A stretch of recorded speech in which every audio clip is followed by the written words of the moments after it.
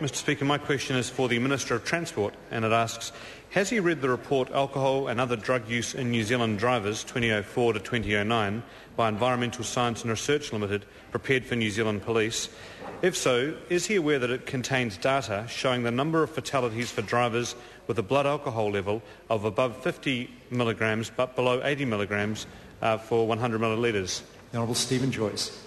Yes, I have, Mr Speaker, and an interim version of the report was in fact cited in Safer Journeys released in March of this year. The report tested drivers killed in accidents over that period whose blood samples were sent to ESR and showed that 21 of them, or 4 per year, had an alcohol level of between 0.05 and 0.08. That number is actually surprisingly small and is one of the numbers used by opponents of a change. However, it doesn't include the road toll impact of drivers between 0.05 and 0.08 who survived their accidents. That data is not complete because there is no law allowing police to collect that information. That's the very reason why more comprehensive research is required and why we are changing the law to allow this research to take place. The Honourable Darren Hughes. Why did he allow New Zealand research like the report we're mentioning here today to commendably, on his part, act on drug driving, but then won't use New Zealand research like this to lower the alcohol limit for driving? The Honourable Stephen Joyce. Mr Speaker, because as I just explained to the member, the research is incomplete. That research provides information on people who have fatal accidents and who are fatally injured themselves, but it doesn't provide the wider issue of the number of people between 0.05 and 0.08 who are involved in an accident. We cannot legally currently collect that data, Mr Speaker.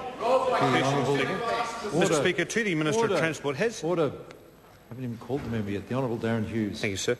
Has he met or asked to meet with Dr Helen Paulson, who wrote the report for ESR and police this year in 2010, and which is clearly research using New Zealand data about New Zealand drivers on New Zealand roads? The Honourable Stephen Joyce.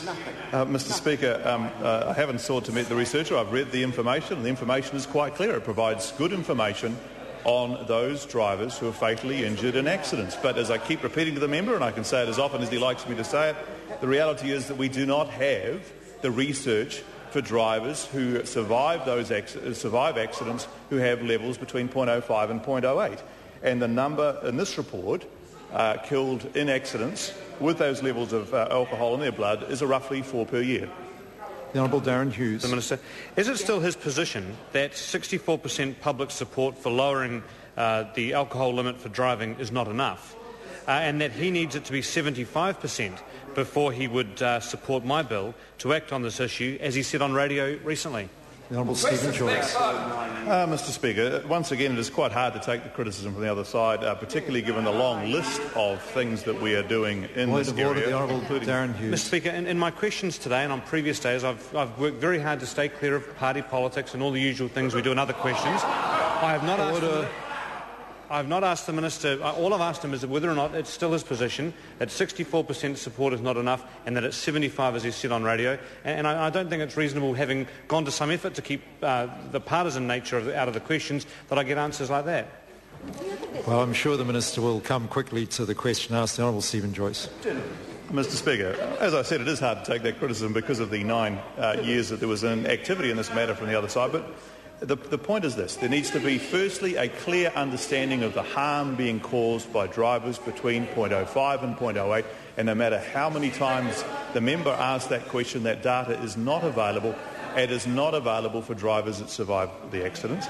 And secondly, it does require broad public support, and all the measures that we have taken, and there's a significant number: the cell phone rule change, the illegal street racing legislation, the decision to raise the driving age to 16, the drug driving legislation, the nil alcohol limit for recidivist drink drivers and young drivers. Point of order, all of those Darren measures. Hughes. Point of order has been called. And indeed, sir, I've congratulated the Minister on some of those initiatives. What I've asked, what I'm not any clearer on, is whether or not it's his position that there needs to be 75% public support before he'll support this measure, as he has said on radio. And that's the question I'm asking him. Is that the position of the government, that opinion polls have to show 75% support for lowering the alcohol limit to drive before they'll support my bill?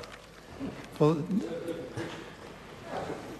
the Minister indicated that would need a high level of support. Now, whether I accept he may not have exactly confirmed 75%, but I can't force a minister to confirm something like that. The member's asked his question and the Minister's given his position on that, and I can't really force him beyond that on that question. People can draw their own conclusions whether a high level of support reaches that point or not.